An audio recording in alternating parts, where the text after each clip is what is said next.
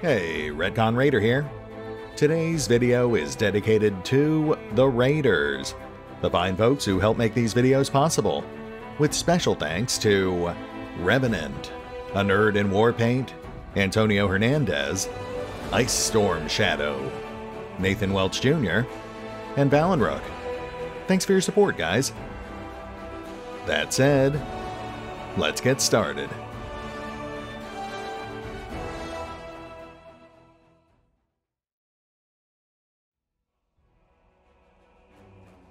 And welcome back to the Wrath of the Righteous beta, as we find out a bit more about the sinister secret of Horgus Gwyrm. A secret so dire, apparently, that he was willing to risk his life to protect it. But he is a bit of a conundrum. Outwardly brusque and intolerant, but secretly using his vast fortunes to help the Crusades in Kenabres. I suppose this should shed some light on exactly why he is the way he is. And his mysterious connection to Camellia. The mansion is clear, and you're alive. Fine work.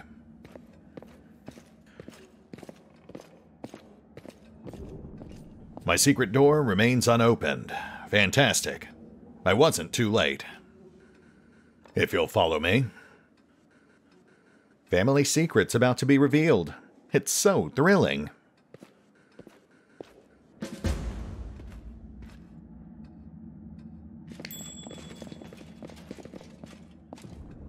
Oh, that was us. Detecting the now open secret door.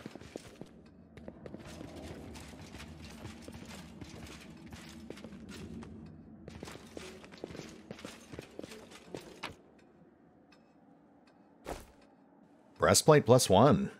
Not a bad find. Though, unfortunately, no one in our party actually wears medium armor. Also, it seems a shame we can't take any of this other stuff.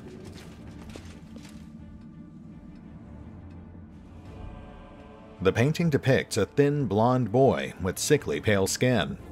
The caption reads, Horgus Gwyrm, 9 years of age.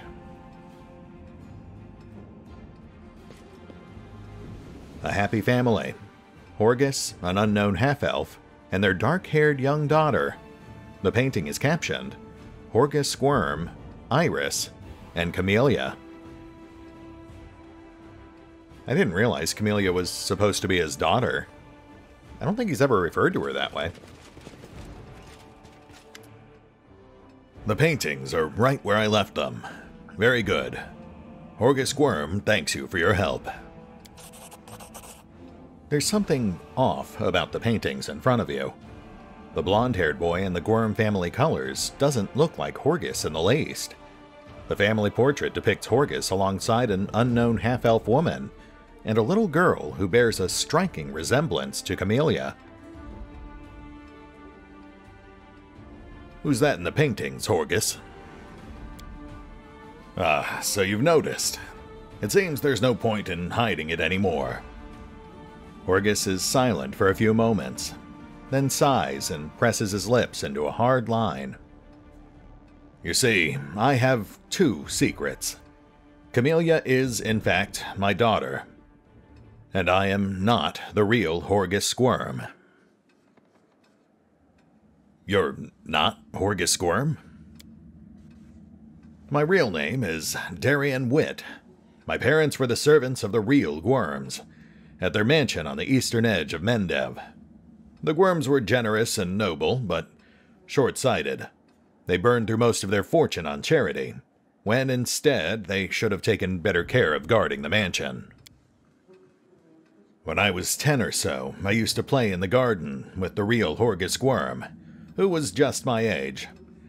I've no idea where the demons came from. Horgus ran to the mansion, and I bolted in the opposite direction. He was captured and killed, and I wasn't. Horgus shrugs apologetically. Crusaders came from the nearest city to aid us, but I was the only one who survived. They asked me my name, and I said I was Horgus Gwyrm. That's the whole story. Such a heart-wrenching tale. It never fails to bring tears to my eyes. You are in no position to judge me, Camellia. Horgus's hands curl into fists, but his voice sounds more tired than angry. You're right, I'm not. Darren's expression is strained as he listens to Horgus's confession. A small boy in a manor under attack by demons. Such a familiar tale. Mendev has many such tales, but there are rarely any survivors. Take poor Horgus, for instance. He didn't make it. You are fortunate, Count. Assuming you're not hiding anything. Horgus gives an awkward shrug, making it clear he was speaking in jest.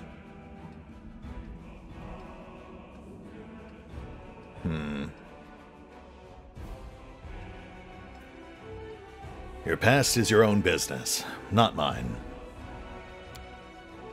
Thank you. Remembering mistakes made in one's childhood is no easy task.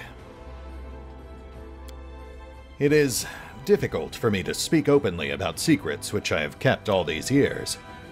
I have been hostage to them my entire life, strange as that sounds. It's actually not that strange. So, Camellia is your daughter? Yes, illegitimate, that is to say. Horgus's cheeks redden.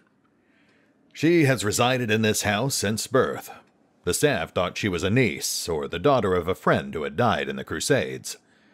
I never disabused them of their notions.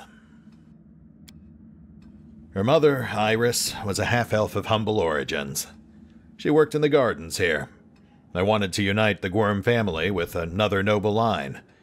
The Gwyrm name could not be permitted to mix with commoners, and thereby plunge into insignificance. Iris did not protest, and we successfully hid our connection. And when Camellia was born, I did not claim her as my own. As far as Mendev knows, Camellia is the daughter of a Gwyrm family servant, who died over 10 years ago.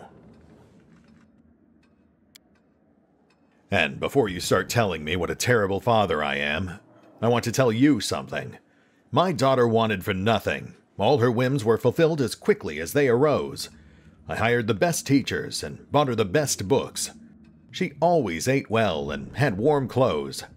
Isn't that what a parent does? You've discovered my most terrible secret.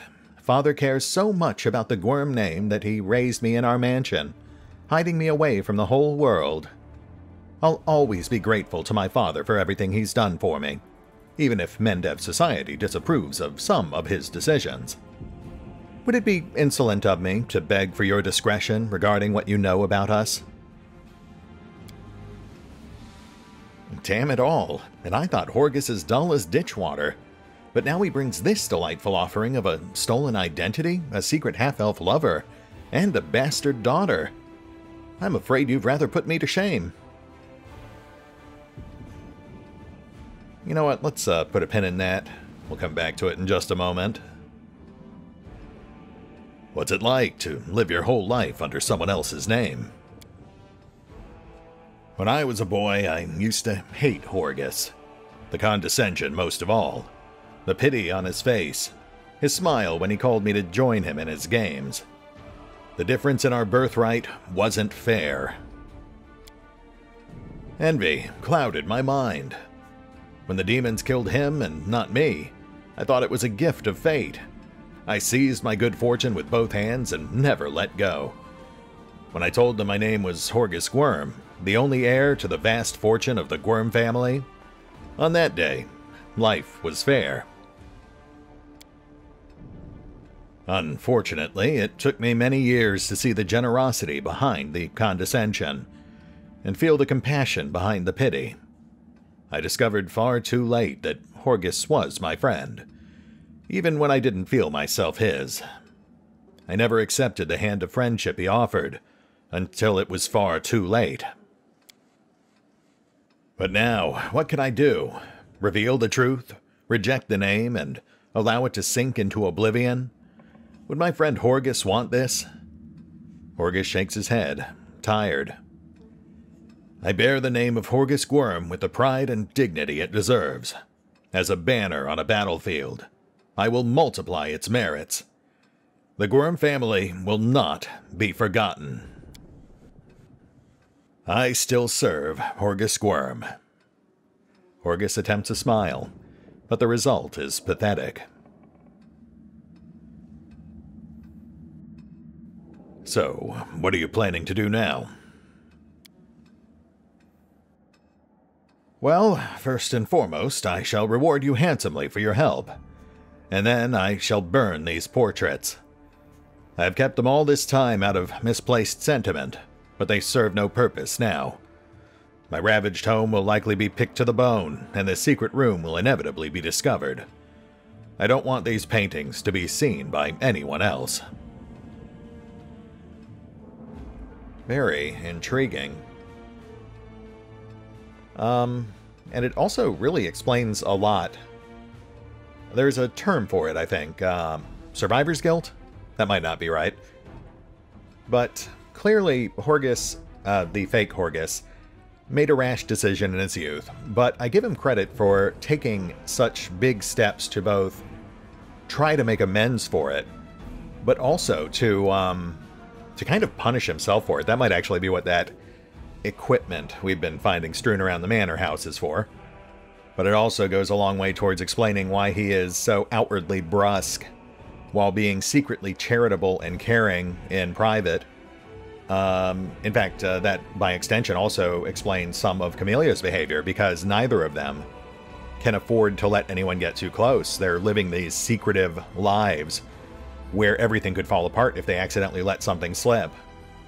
Though, between the two, it's obviously a lot more unfair for Camellia because she was born into it. It's not surprising that in both of their cases, they seemed awfully eager to divest themselves of at least some of that weight. I think the short of it here is that Horgus is trying to make things right, and we don't want Camellia to be collateral damage. So, yeah. I promise to keep your secret, Camellia. The hint of a smile plays at Camelia's mouth. Please, accept my humblest thanks. Horgus casts a wary look at the girl, but remains silent. So, what now? Well, you certainly earned your payment. Here. It was a pleasure doing business with you. Horgus is silent for a while. Camellia, I can tell from your face that you enjoyed fighting the demons in this worthy party. I only ask one thing. Are you certain? Camellia doesn't answer, but looks at Horgus with a half-smile lingering on her lips. Well then, clearly I can no longer keep you safe.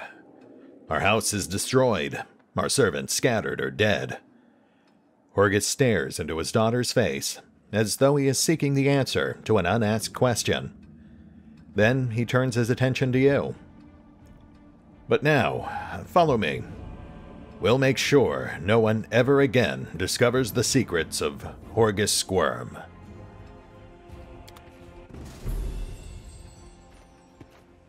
Fascinating. Simply fascinating.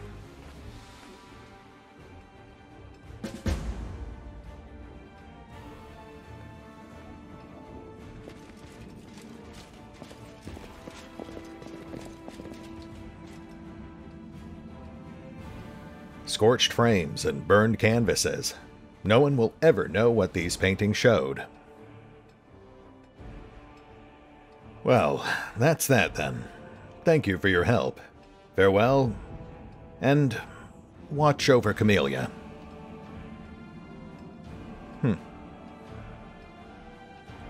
I like that.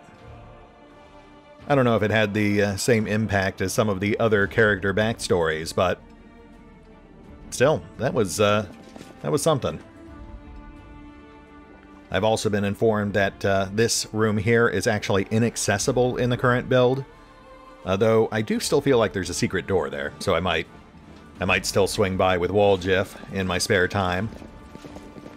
That aside, we've actually also got a big update coming up, probably right after episode 24. So with any luck, that might actually fill in a couple of the gaps in the current beta, like that mysterious room, and the fate of Tarendalev's body, which also has not been implemented.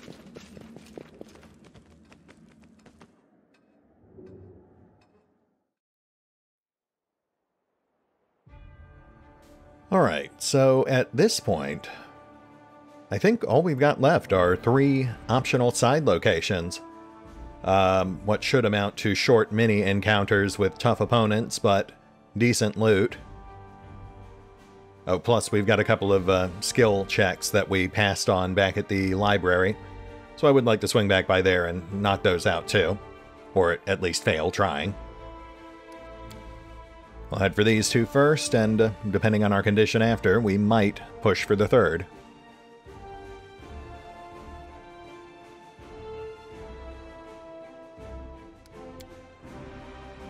Topaz Solutions. This alchemist's laboratory used to sell potent potions at reasonable prices. The shop's owner was always very polite and friendly, yet many customers found his watchful glare rather uncomfortable. Well, with the tieflings around, I feel like that's fully justified. Oh, and we are right in it. Yes? Let's get some buffs set. Yes.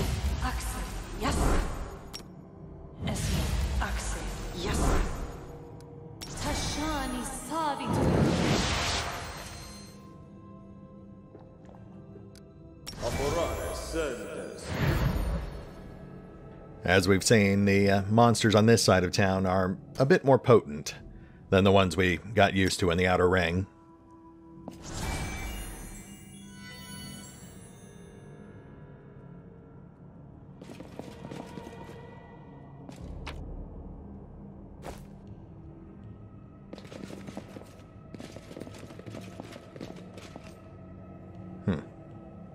Not interactive.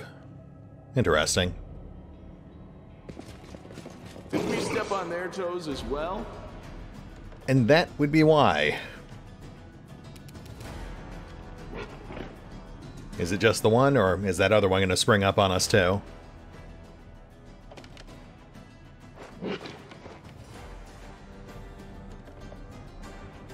Oh, hello there. Cambion Alchemist. Oh boy.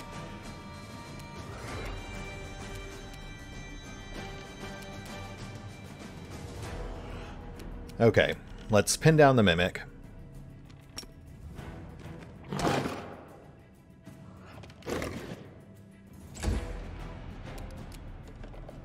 Yeah, and in fact, let's pile on. This thing's a brick. Go for their hearts! Gonna be so happy once she gets Fencing Grace.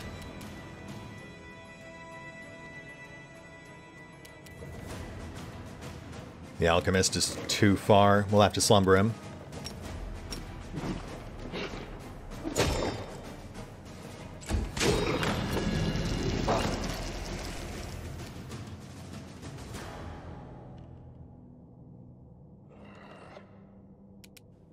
I guess we could start popping him with arrows.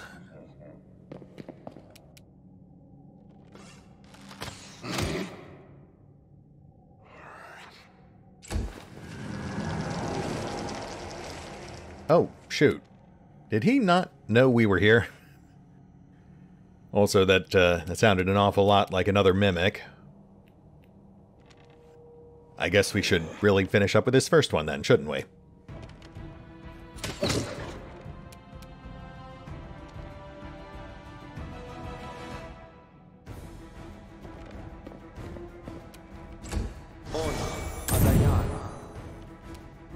Alchemist's active.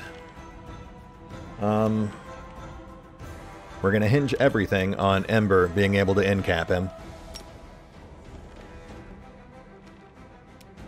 buffs up. Let's go ahead and block that door too. We really don't want to be clustered if this slumber doesn't stick.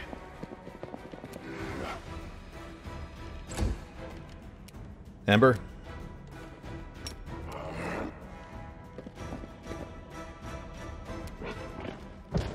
Oh, thank goodness. And there's our second mimic.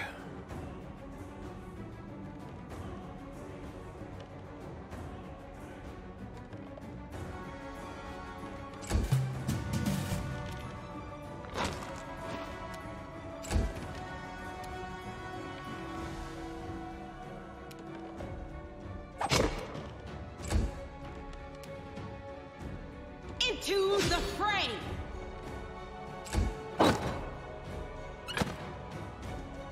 It actually does appear they do not have their adhesion ability coded in, which is good news for us.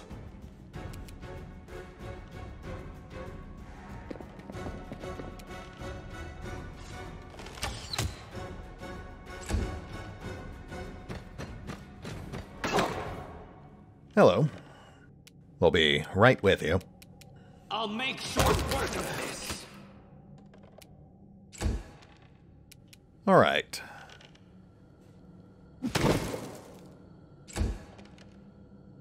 You now have our undivided attention. Lucky you.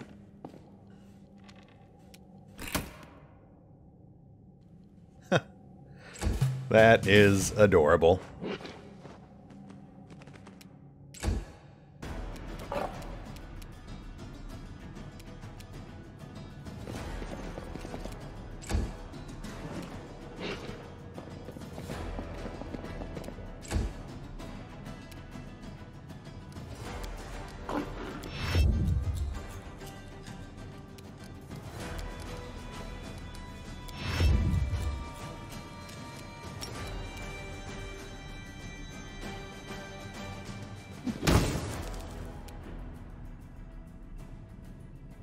I think Slumber only lasts 5 turns, so we've got to keep an eye on that alchemist.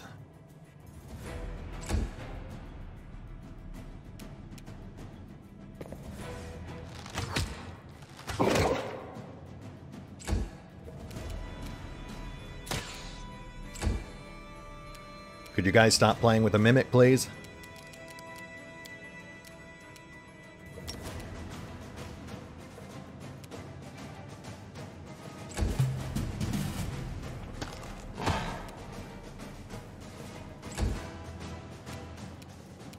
You are today's sacrifice!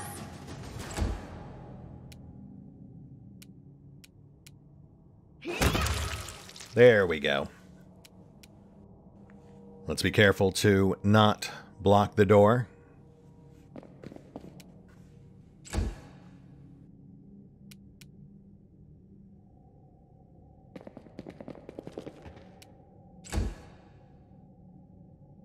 Let's get our guys prepped. This guy's about to get back up.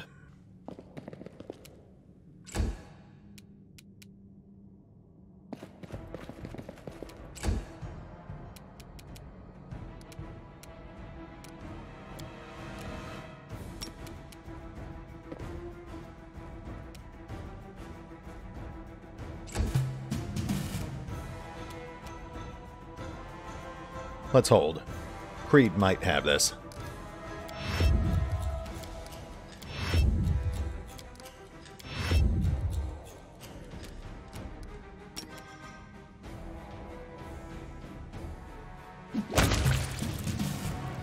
And there you have it. Right down to the wire. Hasn't really come up before, but I believe the duration on Slumber is a number of rounds equal to the caster's level. So 4, in this case. He would have gotten back up on his next action, and I guarantee he would have started lobbing bombs at us. Because that is exactly what Silverleaf would have done. Guide for Travelers, Hunters, and Explorers of the River Kingdoms. Volume 5, Monsters and Beasts.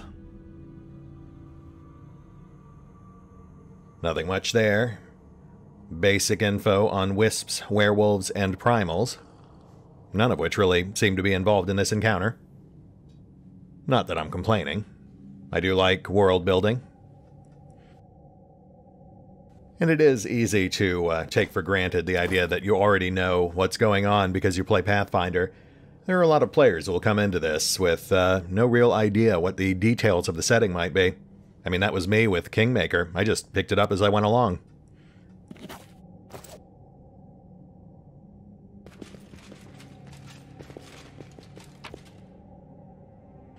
Cheese and butter. The two principal ingredients in many a delicious alchemical concoction, sometimes also known as cooking. Stairway is inaccessible. Oh, here we go. Light crossbow of Oracle's Misery. +2 light crossbow. On crit, target must pass a difficulty 22 will save, or suffer from the Oracle's Curse. Interesting. Potentially pretty useful, but I guess your mileage is really going to vary depending on the exact curse your Oracle is saddled with. In our case, I don't think Darren's curse would actually apply. I welcome your company.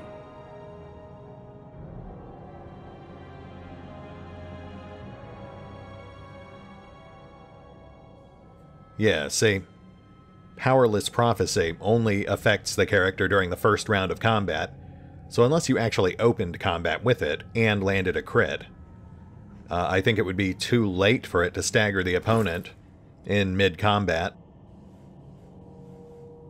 We'll give it a shot, though. I mean, a +2 crossbow is still a +2 crossbow.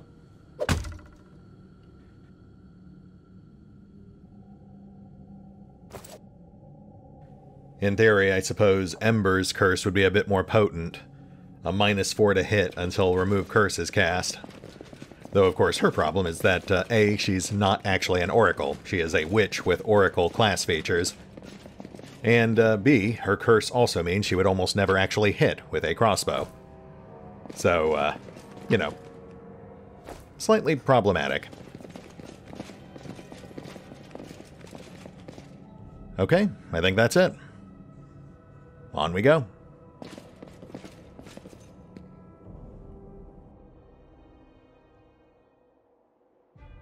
Next up, we've got the Tirabade residence. That is Irabeth and Anebia's house. As I recall, Irabeth fully expects the place to have been looted, but she had a hidden stash somewhere inside.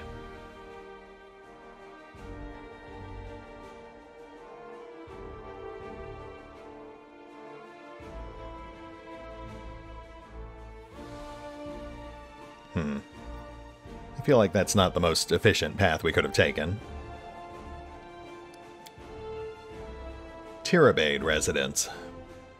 Despite their high standing in the city, the Tirabade family lived in a simple house, far from the wealthy neighborhoods. Most of the houses on the street are now ruined and abandoned.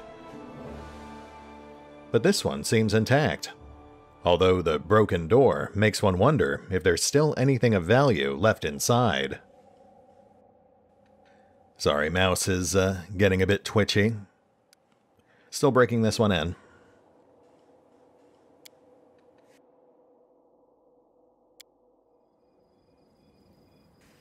Okay, we're actually outside for this one. That implies a 2-stage area, exterior and interior. Let's get buffs back up. Trust in yourself.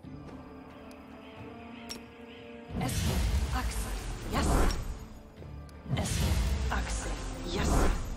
Rules are made to be broken. Are we in trouble yet?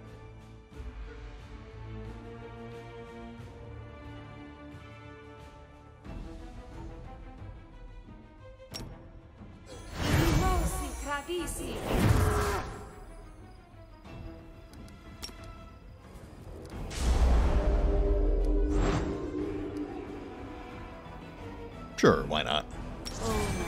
done. I sometimes forget that paladins can actually cast spells.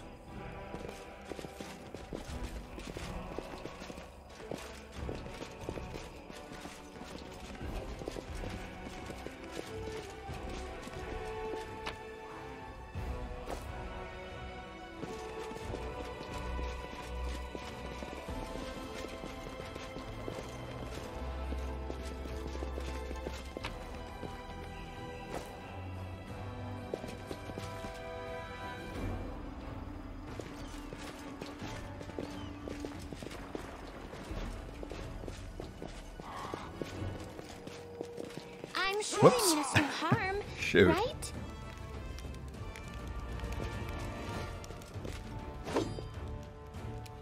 I may have gotten slightly carried away with running all over the place like that. We should be fine, though.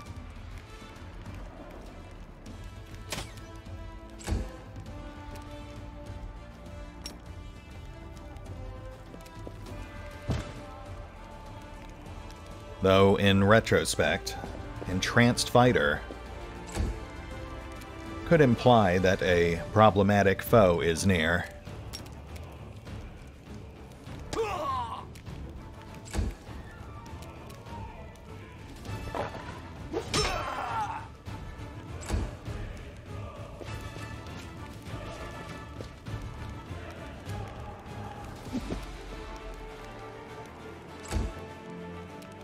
Okay, this is getting out of hand. Now there's two of them.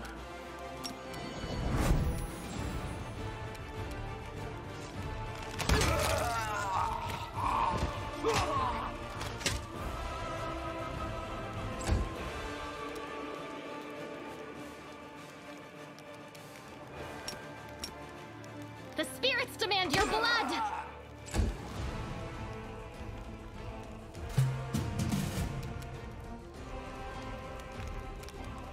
So what is actually controlling these guys? Is there something else back there? Entranced isn't... I don't think it's a condition. It would have to be charmed or fascinated. Or dominated. Inappropriate.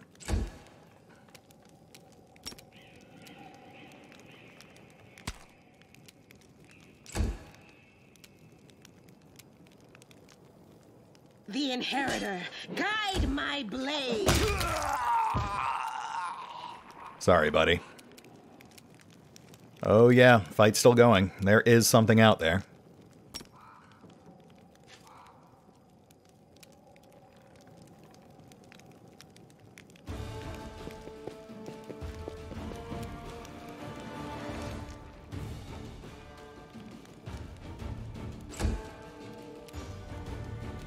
You know, if we actually had access to Dispel Magic, I would be curious if you could break the enthrallment on those guys.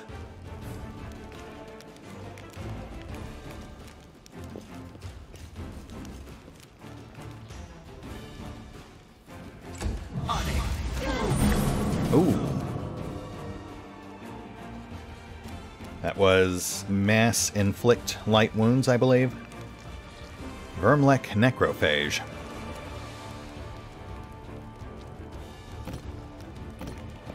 Let's just patch that up real quick. Thank you, Darren.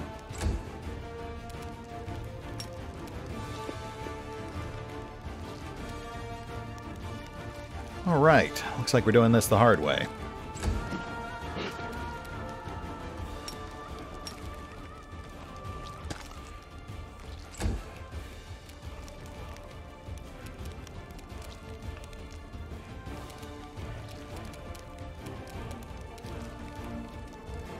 Is this really smite-worthy? This isn't exactly our first Vermlek.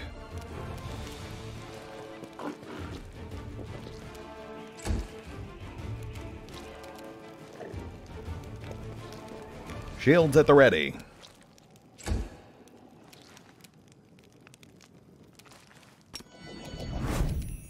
Make every strike count.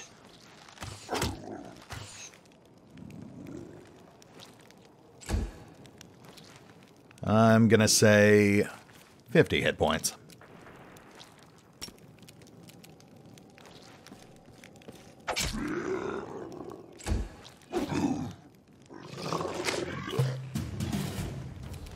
Precision and grace. Let's make this a little easier.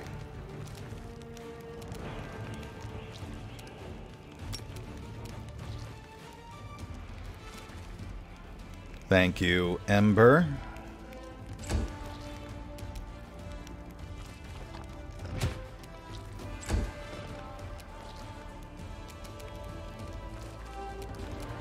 Maybe... No, I think we're good.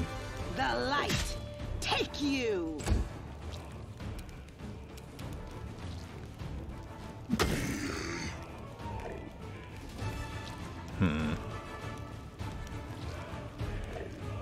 Yeah, I really should swap out that maze.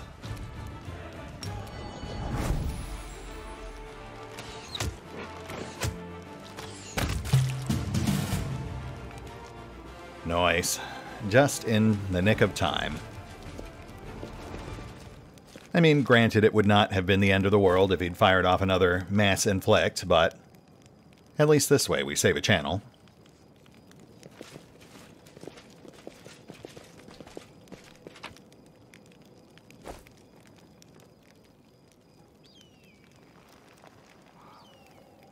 There's our interior access point. I am slightly concerned here, though, because I did read up a bit on Vermlex after we first ran into them, and I don't recall anything about them saying that they could entrance people. Though it is possible that this thing had spellcaster levels, so who knows.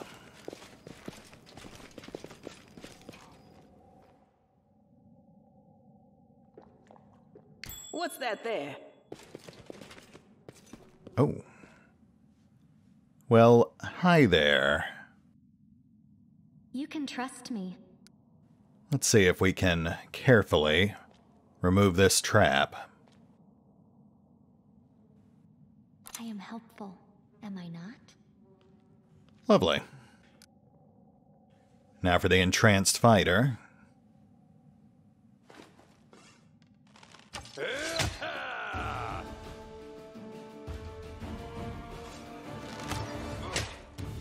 Nice. A solid 26 damage. Let's see what else we've got.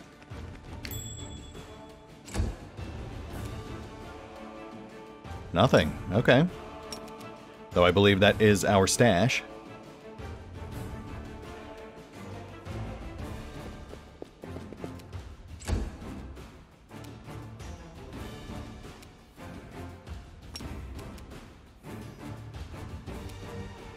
Right.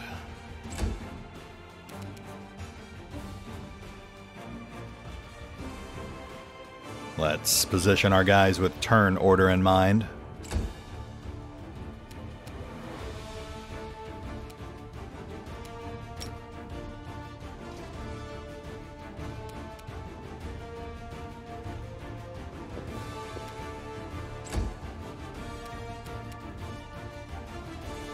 I will see to your demise. Nice. Already making good use of that fancy new crossbow.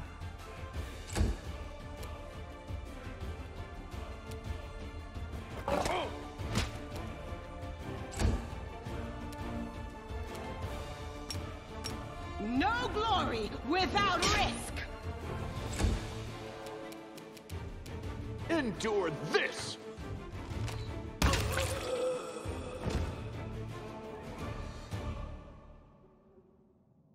Okay, we're doing this again.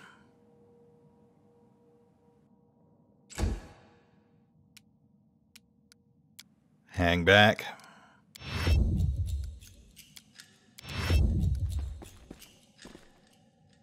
Oh.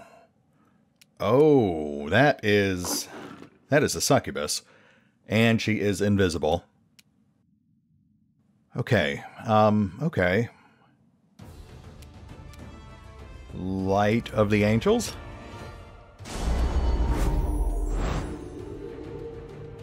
Not sure why I thought that would help.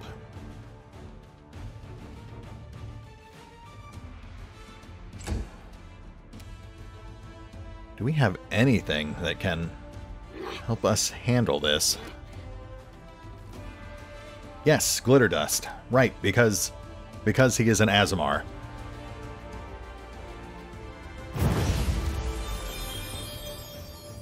I will just assume we can see you now.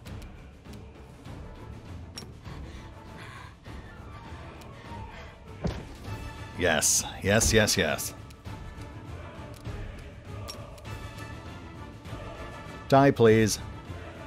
What a mess! You are not very dead. I find your lack of death very inconsiderate.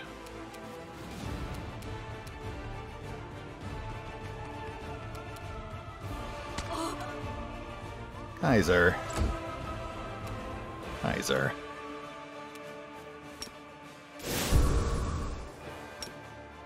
Gotta get him some cold iron claws. Drown in the holy light.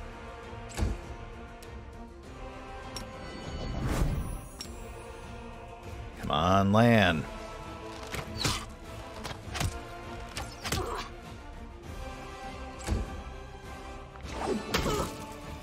Oh, and now we're in trouble. No, no, Seal is Thunder.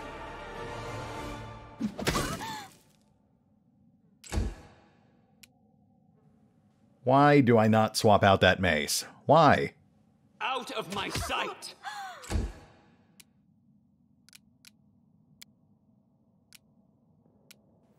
It's because I like the way it looks.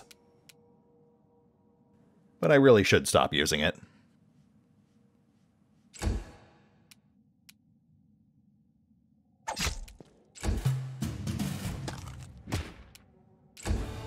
Kaiser!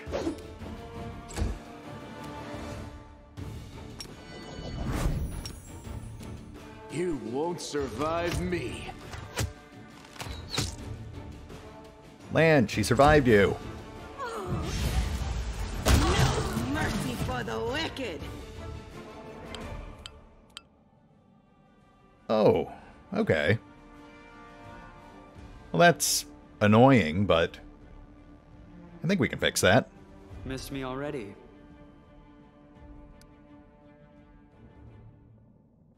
No, wait. I think we need a full restore. Well, let's give it a shot.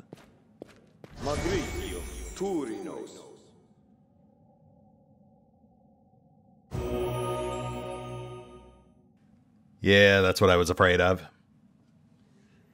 I guess we'll just have to kill some time, wait for that to wear off.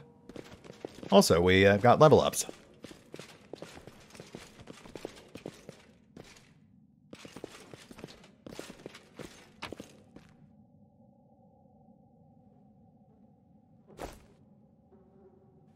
+1 rapier, not a bad find.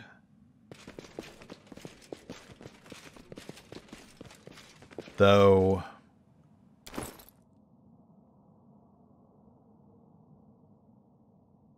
she's currently rocking a cold iron rapier, which is actually better for all these demons we've been fighting.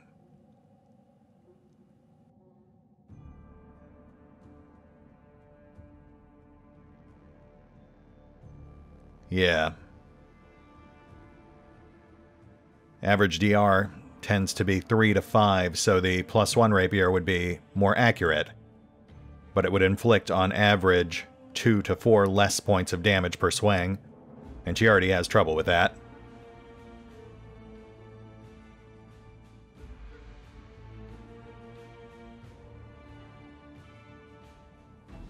We will refrain for now.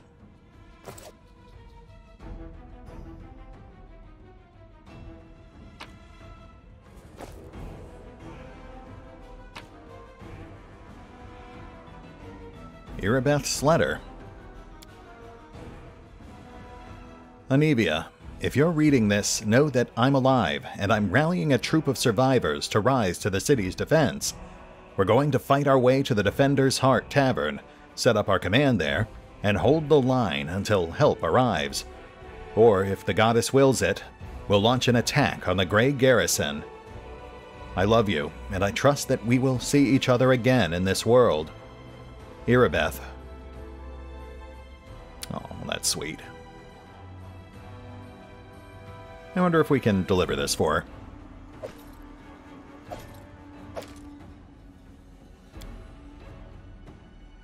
The Crusades, as seen by ordinary folk, by Tullius Mara.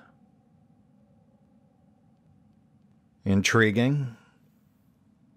And given her backstory, I suppose it makes sense that Irabeth would be interested in how the commoner sees the Crusades.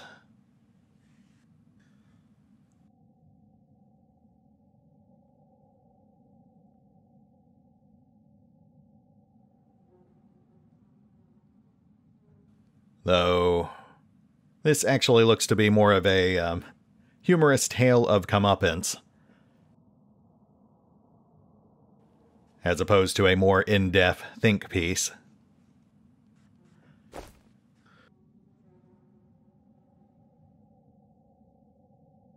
Let's see here.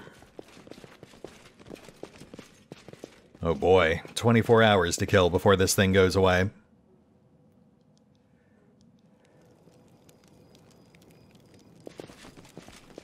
Alright, well,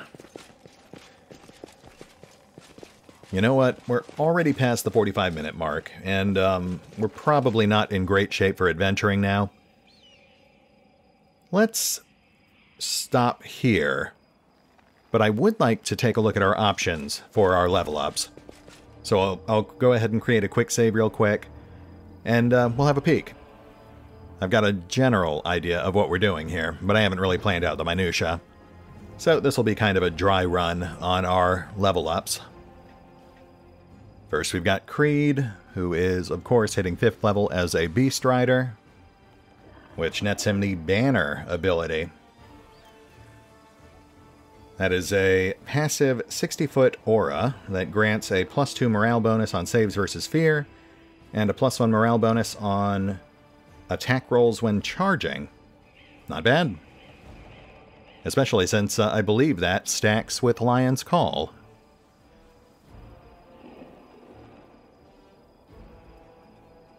Yeah, that's a competence bonus, so there is some overlap there.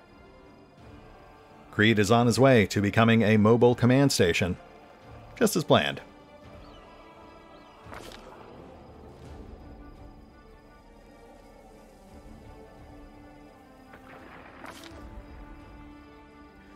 We also get a new feat, and actually I have that written here on my notes.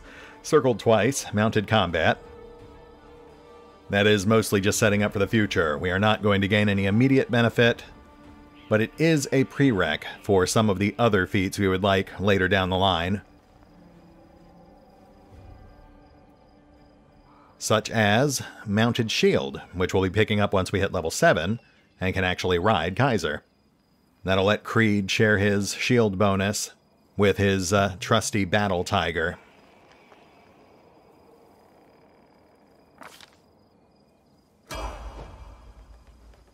Next we have Seela, and she, of course, is still a paladin. Oh, which means she gets her Divine Bond. For some reason, I was thinking that didn't come till later. This will take a bit of wrangling to get it just right, though. Now, what we want for her is Boon Companion, which will immediately bump the level of her mount up to her level. But it's not an option yet because she doesn't actually have a mount. But we can fix that. Smilodon. That doesn't sound right, but sure, why not? Anyway, now she does have a mount, so she now qualifies for Boon Companion. A little awkward, but it works. Her Smilodon will now come in at level 5, just like Kaiser.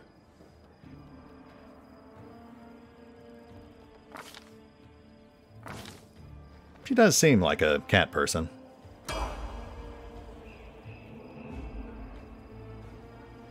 Next we've got Cam, and she gains an extra +1 on her spirit enhancement. A modest but welcome boost. However, the big get here is Fencing Grace. That will allow her to finally use her dexterity when inflicting damage with a rapier, which short term I believe is +5, though obviously we'll want to stack that as opportunities arise.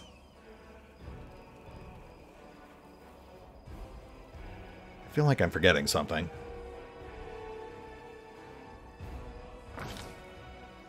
Oh, right. Spirit Enhancement now also offers various elemental options, so that's good too. Not as good as Bane, which I think she picks up at level 7, but still, pretty handy.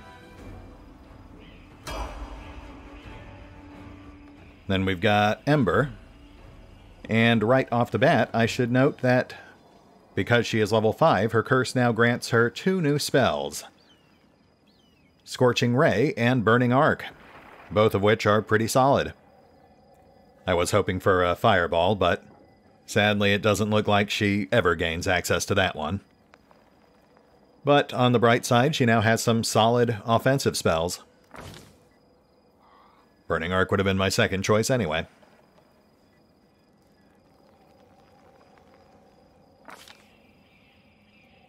Feat is slightly tricky.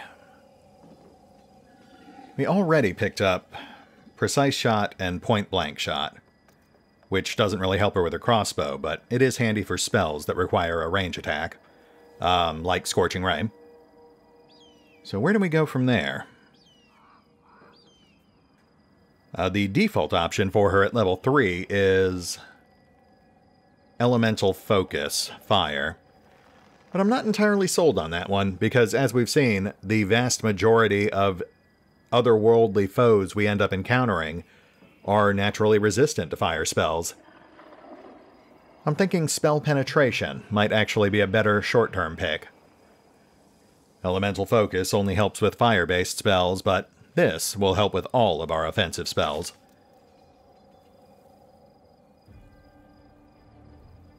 And right off the bat, I will say I was originally going to grab Bone Shaker, but that was really just so we would have some sort of auto-damage spell, one that did not require a 2-hit roll.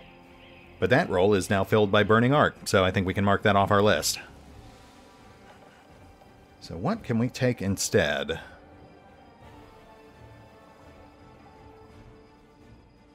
Glitter Dust.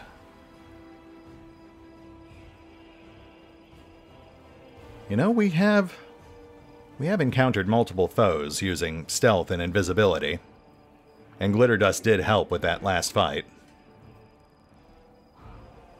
Also, covering things in glitter does seem like a very Ember thing to do, right before she says or does something soul-crushingly depressing. Yeah, we'll go with that. As for our first level spell, that one's easy. We'll go ahead and grab Snowball. That's about as solid a first level offensive spell as you can get, especially given that we're going to be in many situations where targets are resistant to fire.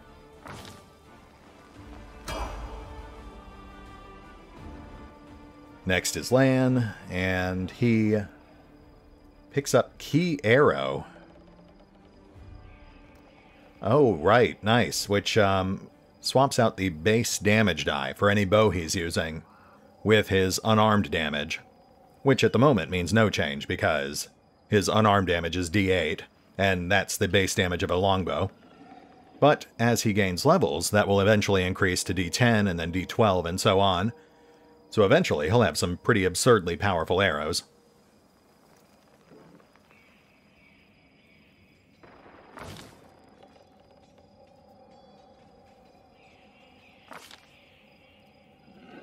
Feat. Wow, I do not have anything written for this.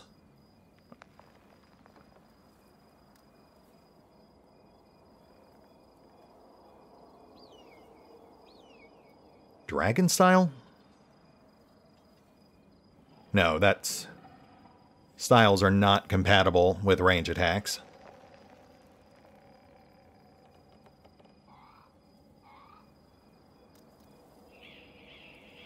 Nor is power attack. That's melee only.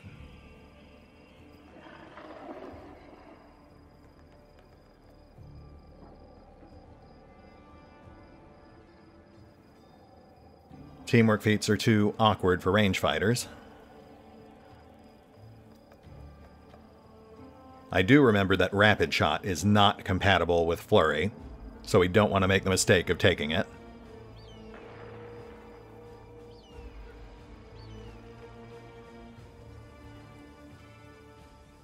Wow, I don't know. I honestly think he's got everything he really needs. So maybe something generic like dodge or toughness? Or skill focus with perception. He is basically our only perception character, so it couldn't hurt to stack it on him. There's a specific feat for perception, isn't there? Yeah, alertness.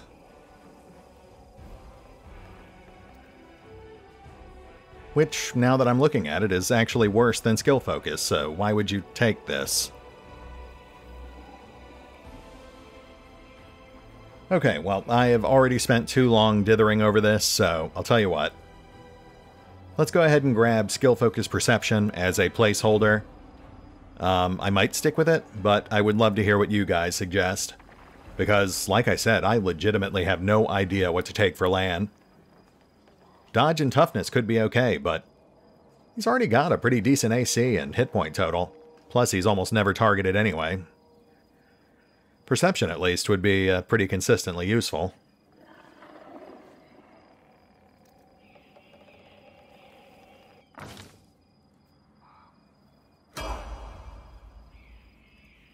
And Darren.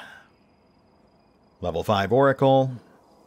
No new abilities, but he does get new spells.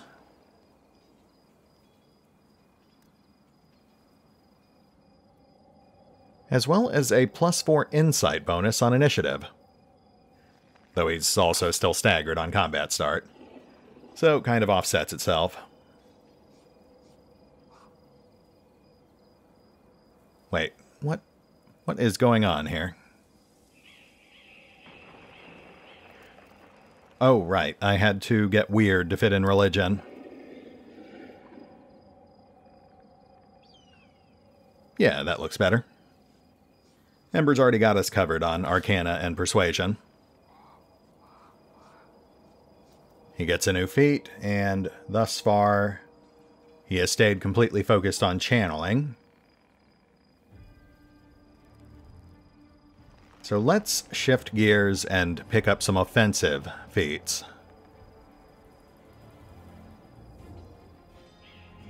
We can't get Precise Shot yet, but we can take Point Blank Shot.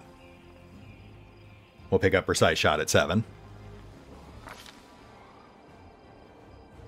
We've got new spells, and we will of course keep him focused on healing and buffing. I prefer mass spells, but I'm not a fan of mass protection from alignment. Duration's too short, and it only offers a +2 bonus, which you can emulate with pretty basic magic gear.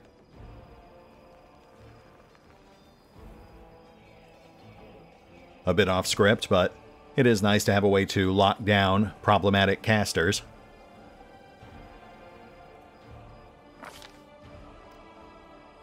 We'll get back on script with his first level slot. And pick up Remove Fear. And I believe we are done. Oh, animal companions. This should be pretty straightforward.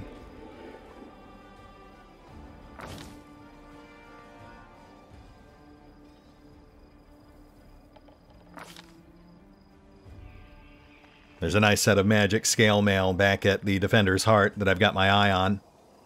That should be a good fit for Kaiser.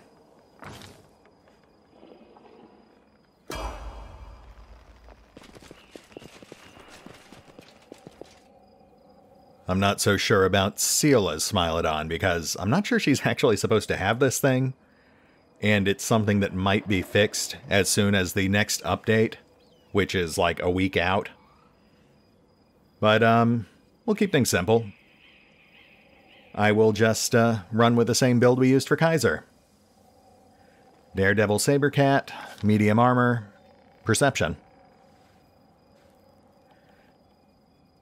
It will actually be nice to have more perception in the party.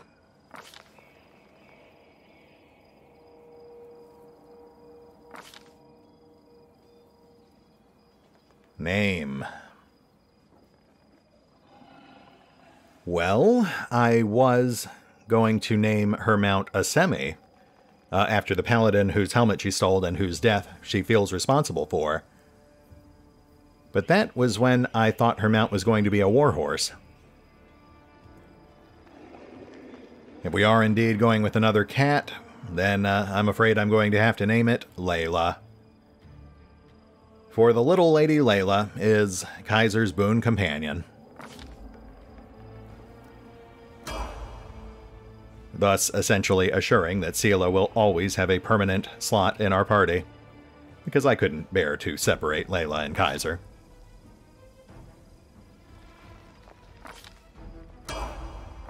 And because we picked up the boon companion feat for Sela, we now get 4 level ups.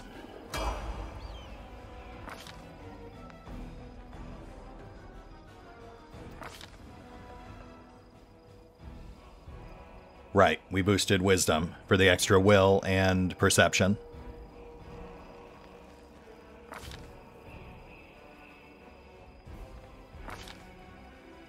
Yeah, strength and dex are fine.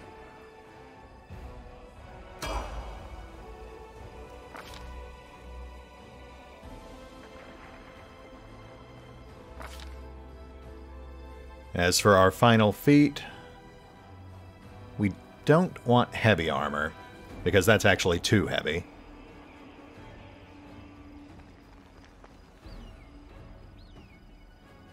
I think Kaiser had dodge, so let's go with that. That's a prereq for mobility anyway.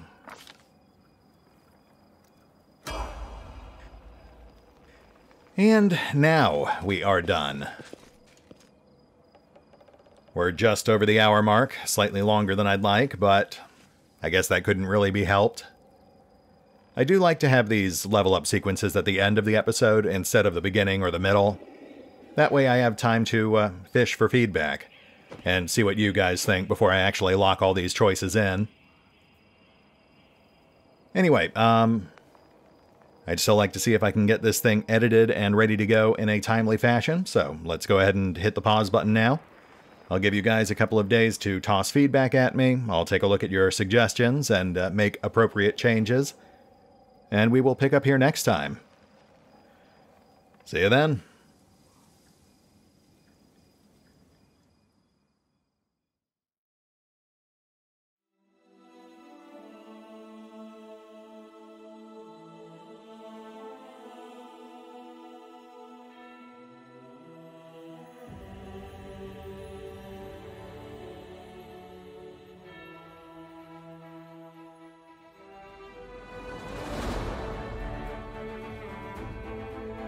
Oh, and remember, although I do love playing Pathfinder, Wrath of the Righteous, you can find out more about the game by visiting the official website, the official social media feeds, or the official store pages. And if you'd like to help support the channel, then feel free to push any of the buttons that do the things, or maybe even check out the Patreon. Links are in the description.